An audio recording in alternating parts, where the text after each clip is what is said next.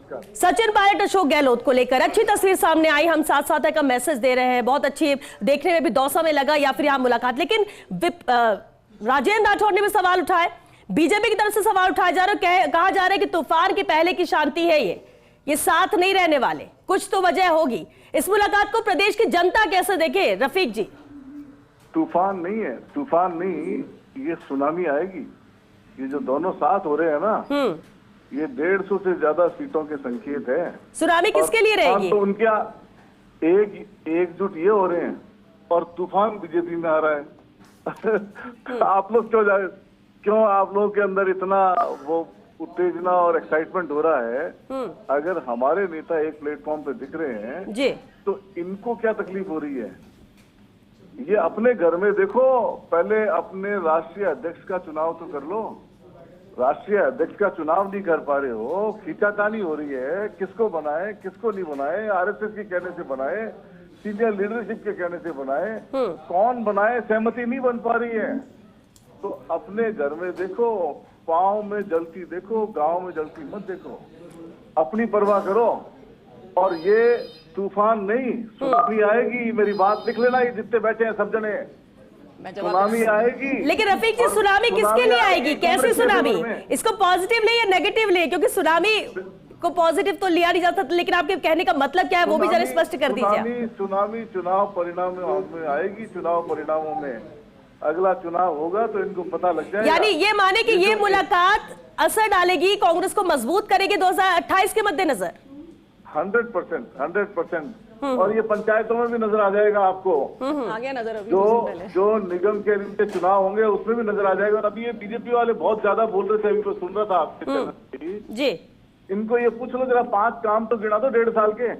हाँ, सुन लीजिए 1.5 साल में क्या क्या सुन लीजिए विधायक साहब ने बहुत शानदार सवाल किया है, बहुत शानदार सवाल किया है। मुझे मौका दीजिए। 5 काम है और न सेंटर के 5 काम है और न स्टेट के 5 काम है। मैं 5 काम गिनाना चाहूंगी। एक तो बहुत अच्छा सवाल मुझे विधायक जी ने पूछा है। स्टैंप लग रही है, मुख्यमंत्री स्टैंप की तरह यूज किए जा रहे हैं।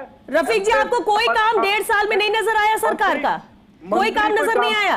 अरे ये विधायक जी, ठीक है, चलिए शॉर्ट में सिर्फ बता दीजिए, देखिए हो रहा है। हाँ, विधायक साहब आप सुन लीजिए। विधायक साहब, आपने मुझसे 5 काम गिनवाए थे, मैं आपको सुना दूं।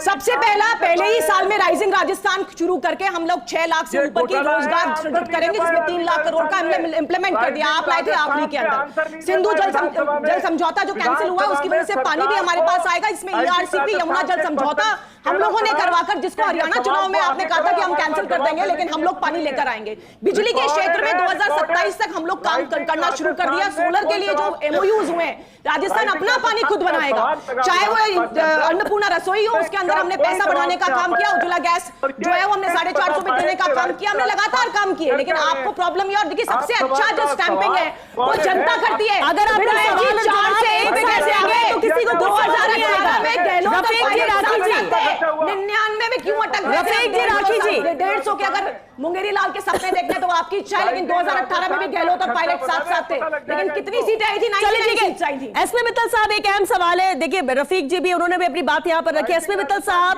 इस जुगलबंदी को, इस जोड़ी को जनता कितनी गंभीरता से लेगी? क्योंकि 2028 के मद्देनजर रफीक जी तो कह रहे हैं कि सीधे सुनामी आएगी।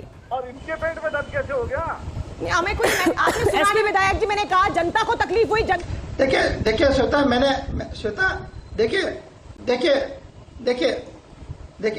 देखिए श्वेता, हेलो, आवाज आ रही है श्वेता?